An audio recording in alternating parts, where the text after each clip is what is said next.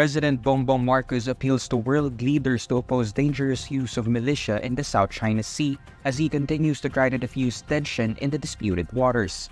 During the ASEAN East Asia Summit in Jakarta, Indonesia, Marcos reiterates the Philippines' support in adhering to international law and rules-based order.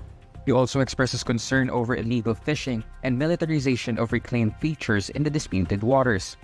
Marcos again repeats his appeal to involve parties in the dispute to practice self-restraint to prevent further escalation of tensions in the South China Sea. While Marcos did not point to any specific party, China's repeated aggression towards Filipino vessels in the West Philippine Sea has earned the ire of the international community.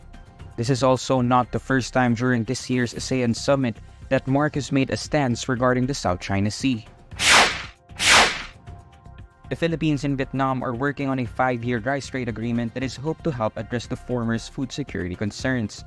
On the sidelines of the 43rd Association of Southeast Asian Nations Summit, Vietnamese Prime Minister Pham Minh Chinh tells President Bongbong Marcos that he looks forward to having a stable framework of cooperation on rice trade for at least 5 years.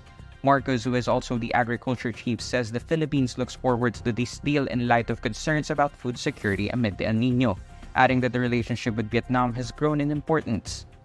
Talks of rice deals with Vietnam have been ongoing since August, when Agriculture Senior Undersecretary Domingo Panganiban said 300,000 to 500,000 metric tons of additional rice may be imported from Vietnam at discounted prices.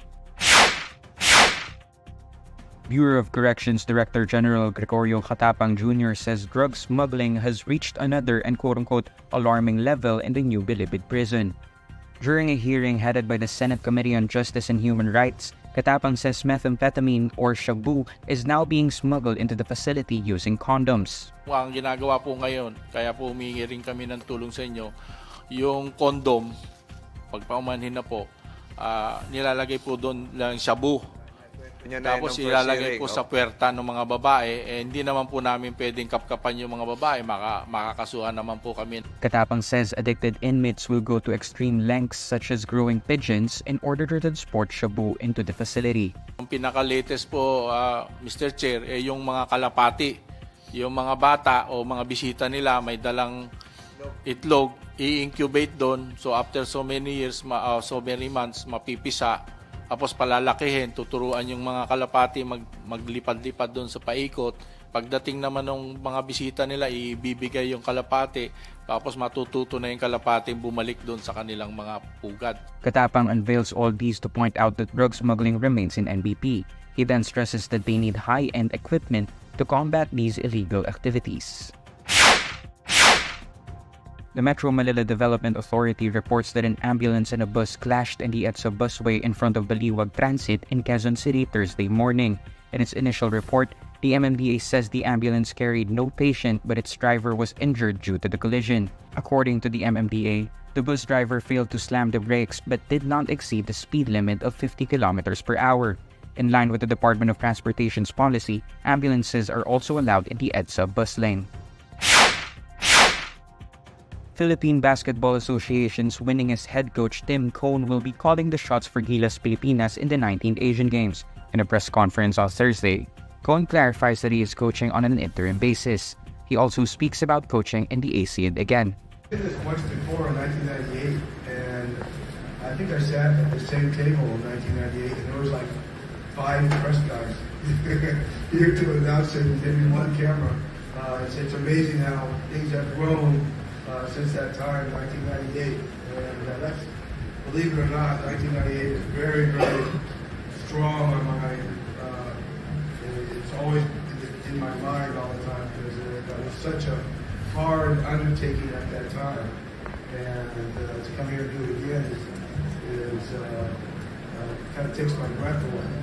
Barangay Ginebra's revered coach will be joined by his club deputy Richard Del Rosario, Francis Chua, the San Miguel Corporation Sport Director, and the Gin Kings Governor in the PPA Board will be the squad's manager.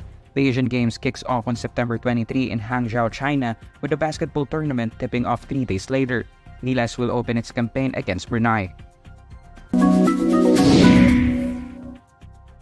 Nagpaliwanag ulit ang aktres na si Casey Concepcion hinggil sa kontrobersyang kinasasangkutan niya. Ito yung pag-unfollow niya sa stepdad na si Kiko Pangilinan at stepsister na si Frankie sa Instagram. Nagpadala ng statement si Casey sa programang Fast Talk with Boy Abunda at dito niya nilinaw na kahit nag-unfollow siya sa IG, hindi naman daw mawawala ang pagmamahal niya para sa stepdad. Forever grateful din daw siya sa kanyang stepfather pero mas gusto niyang mag-focus sa sarili niyang kaligayahan at lumayo muna sa mga kanegahan. Naniniwala rin si Casey na darating ang tamang panahon na maaayos din ang personal na problema at issue nila sa pamilya. Kung matatandaan, nagsimula ang hindi pagkakaunawaan nila nang magbigay ng reaksyon si Casey tungkol sa nararamdaman niya para sa inaabangang reunion concert ng kanyang mga magulang na sina Sharon Cuneta at Gabby Concepcion na gaganapin sa Oktubre. Ako po si Pauline Del Rosario at yan ang Bandera Chika natin for today.